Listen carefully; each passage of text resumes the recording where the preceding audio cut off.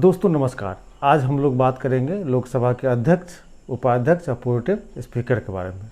दोस्तों, अध्यक्ष लोकसभा और उसके प्रतिनिधियों का मुखिया होता है।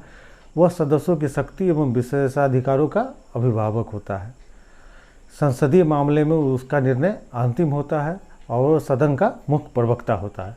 आइए देखते हैं दोस्तों। एक बात और याद रखिएगा कि अभी जो पैटर्न बदल रहा है उसके अनुसार अध्यक्ष को हटाने की विधि क्या है, प्रोटेम स्पीकर का कार्य क्या है, उपाध्यक्ष का क्या अधिकार है, वहाँ से सवाल पूछ रहा है।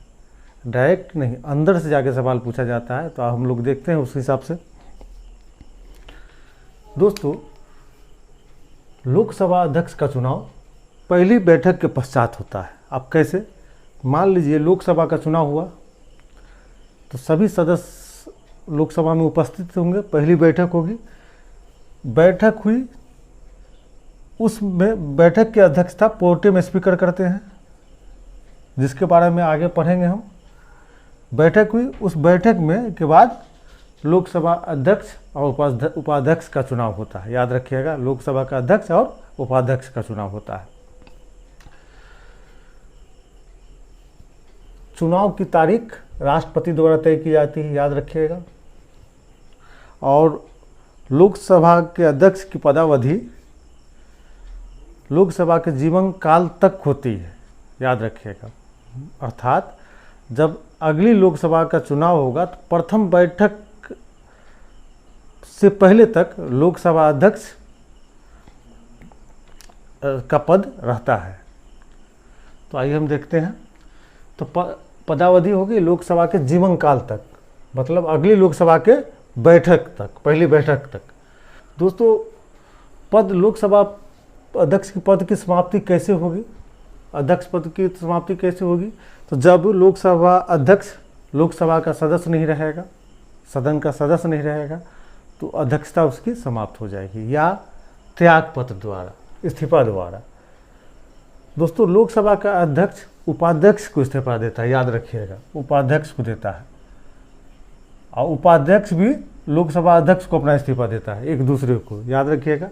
उसके अलावा लोकसभा के तत्कालीन सदस्य के बहुमत से पारित संकल्पों द्वारा लोकसभा अध्यक्ष को हटाया जा सकता है, लेकिन याद रखिएगा इसकी सूचना 14 दिन पूर्व देनी होगी लोकसभा अध्यक्ष को। 14 दिन पूर्व लोकसभा अध्यक्ष को सूचना देनी पड़ेगी। और जो प्रस्ताव आएगा लोकसभा अध्यक्ष को हटाने के लिए, उसमें कम से कम 50 लोगों का हस्ताक्षर होना चाहिए, याद रखिएगा। 50 लोगों का हस्ताक्षर होना चाहिए। दूसरी बात कि जब लोकसभा अध्यक्ष को हटाने का प्रस्ताव आएगा तो उस सदन का उस समय संचालन नहीं करेगा, पीठासीन अधिकारी नहीं होगा, संचालन नहीं करेगा। तो दोस्तों, समझ गए होंगे कि लोकसभा अध्यक्ष अपना पद त्याग कर सकता है स्वयं इस्तीफा देके उपाध्यक्ष को। जब वो सदन का सदस्य नहीं रहेगा तो अध्यक्षता समाप्त हो जाएगी, या लोकसभा का सदस्य तत्कालीन बहुमत से पारित संकल्पों द्वारा लोकसभा अध्यक्ष को हटा सकता है, लेकिन इसकी 14 दिन पूर्व पहले सूचना देनी होगी। और उस संकल्प पे हटाने का जो प्रस्ताव आएगा उस संकल्प पे 50 सदस्यों का हस्ताक्षर होना चाहिए। तो समझ गए होंगे दोस्तों। लोकसभा अध्यक्ष को बहुत ज़्यादा शक्तियाँ प्राप्त है, याद रखिएगा। लोकसभा का अध्यक्ष बहुत शक्तिशाली है भारतीय संसदीय व्यवस्था में। आइए हम उसकी शक्ति को देखते हैं।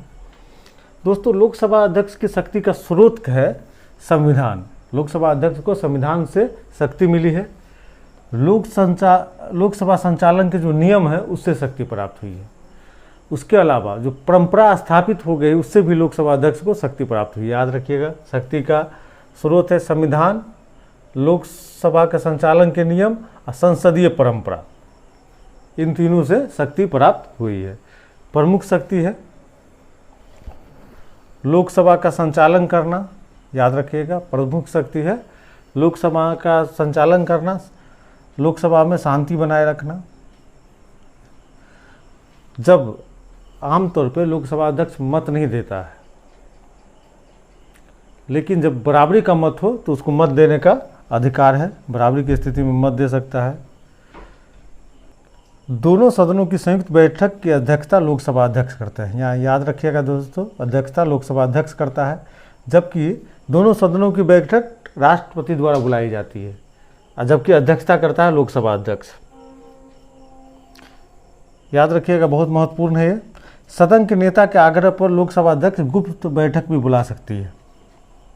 दोस्तों एक और अगला महत्वपूर्ण सवाल है, कोई भी बिल, कोई भी विधेयक धन विधेयक है या नहीं है, यह निर्णय लोकसभा अध्यक्ष देता है, उसका निर्णय अंतिम होता है। याद रखिएगा, धन विधेयक है या नहीं है, यह लोकसभा अध्यक्ष बताता है। दल बदल नियम के आधार पर अयोग्यता का निर्णय लोकसभा अध्यक्ष देता है, जो निर्णय अंतिम होता है।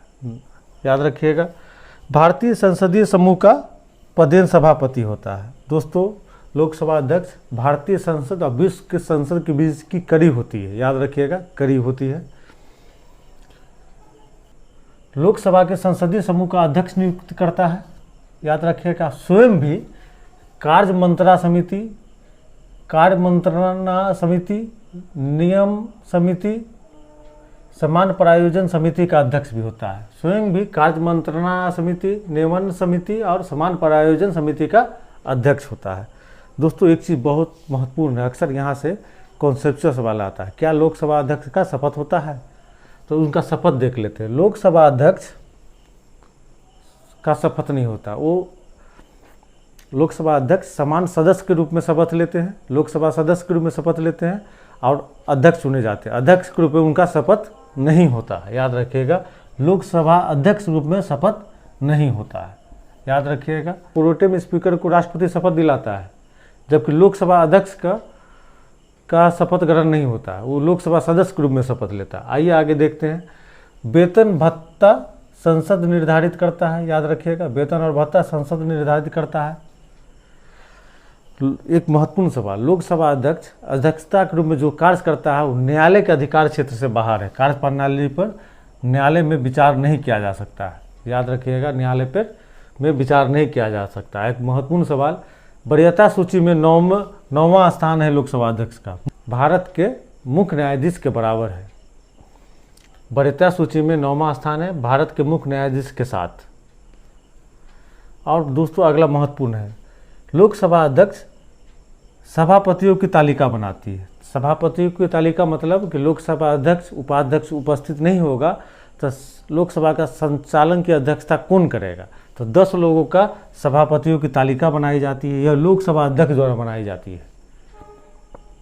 दोस्तों एक चीज़ बता दें आपको कि जब लोकसभा अध्यक्ष उपाध्यक्ष नहीं रहता है तो तालिका में से ही कोई सदस्य अध्यक्षता करता है, लेकिन जब मान लीजिए कि लोकसभा का अध्यक्ष उपाध्यक्ष है ही नहीं, पद रिक्त है, तब सदन के संचालन के लिए राष्ट्रपति द्वारा नियुक्त किया जाता है अध्यक्ष को। याद रखिएगा, पहले समझिए।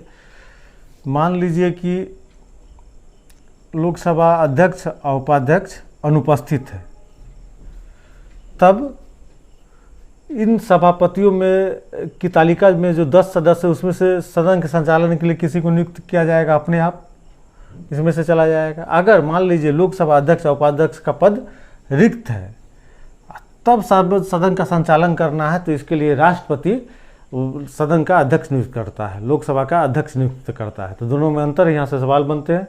जब लोकसभा का अध्यक्ष अनुपस्थित रहेगा या उपाध्यक्ष अनुपस्थित रहेगा तो सदन का संचालन सभापतियों की तालिका में से कोई सदस्य करेगा। अगर रिक्त है तो तब सदन के संचालन के लिए अध्यक्ष राष्ट्रपति द्वारा नियुक्त किए जाएंगे। अब आइए आगे देखते हैं उपाध्यक्ष। दोस्तों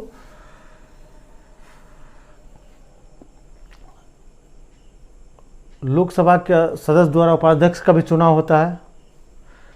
उपाध्यक्ष की चुनाव की तारीख अध्यक्ष द्वारा तय की जाती है, जबकि अध्यक्ष की चुनाव की तारीख राष्ट्रपति द्वारा तय की जाती है। अंतर समझिएगा, उपाध्यक्ष की चुनाव की तारीख अध्यक्ष द्वारा तय की जाती है।